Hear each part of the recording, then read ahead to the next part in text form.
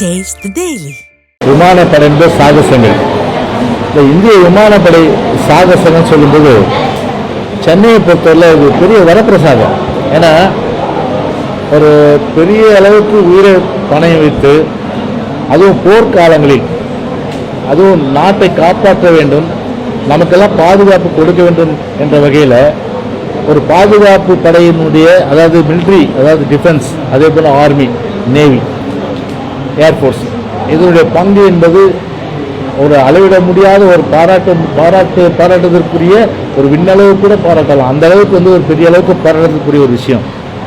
அவர்கள் ஒரு சென்னையை தேர்ந்தெடுத்து அதன் அடிப்படையில் அந்த விமான சாகசப்பட்ட நிகழ்ச்சி நடந்ததாக சொன்னால் அதுக்கு முழு ஒத்துழைப்பு யார் கொடுக்கணும்?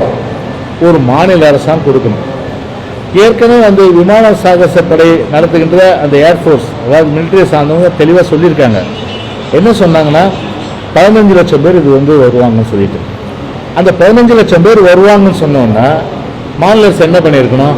உஷாராக இருக்கணுமா இல்லையா? உஷாராகல, தூங்கிட்டாங்க. இன்டெலிஜென்ஸ் என்ன பண்ணியிருக்கு? சென்னை ஏற்கனவே ஒரு 60-70 லட்சம் பேர் இருக்கிறாங்க. சென்னையை சுற்றி இருக்கின்ற திருவள்ளூர், காஞ்சிபுரம், செங்கல்பட்டு மாவட்டம், இந்த மாவட்டங்கள்லேருந்து கூட மொத்தமாக வரும்போது ஒட்டுமொத்தமாக 15 லட்சம் பேர் வரும்போது அவங்களுக்கு போதிய ஏற்பாடுகள் செய்ய வேண்டியது யாருடைய பொறுப்பு? மாநில அரசுடைய பொறுப்பு இல்லை, சென்னை மாநகராட்சியுடைய பொறுப்பு இல்லை. குடித நீர், அதே போன்று அவர்களுக்கு இயற்கை உபாதைகள் கழிப்பதற்கு வேண்டிய இடம், அதே போன்று பல்வேறு வகை வசதிகள் அவங்களுக்கு கடுமையான வெயில், அந்த வெயிலின் தாக்கத்தில் தப்பிப்பதற்கு வேண்டிய அந்த நிழற்பந்தல்கள் அமைக்கப்பட வேண்டுமா இல்லையா? இல்லை.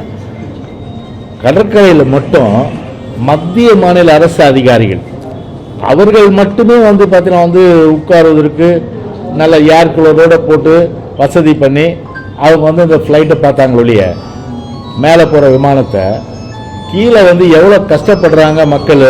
ஒரு குடிக்க தண்ணி இல்லை, இயற்கை உபாதை கழிக்கிறதுக்கு முடியல.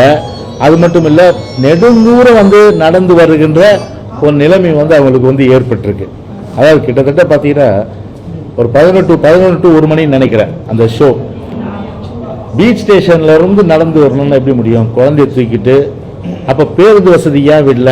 ஒரு ஆன்டிசிபேட் பண்ண வேணாவா? நீங்கள் ஒரு அரசாங்கம் ஸ்டாலின் பேருந்துன்னு சொல்கிறீங்களே, நீங்கள் ஒரு ஒரு ஒரு சமயோசிதமாக மொத்தம் எந்தெந்த மாவட்டங்கள் எவ்வளோ பேர் வருவாங்க மொத்தம் முன்கூட்டி அனலைஸ் பண்ணி அதன் அடிப்படையில் பேருந்து வசதி, ஒரு சிறப்பு ரயில், சிறப்பு பேருந்து வசதி விட்டுருந்தா இந்த பிரச்சனை இல்லை.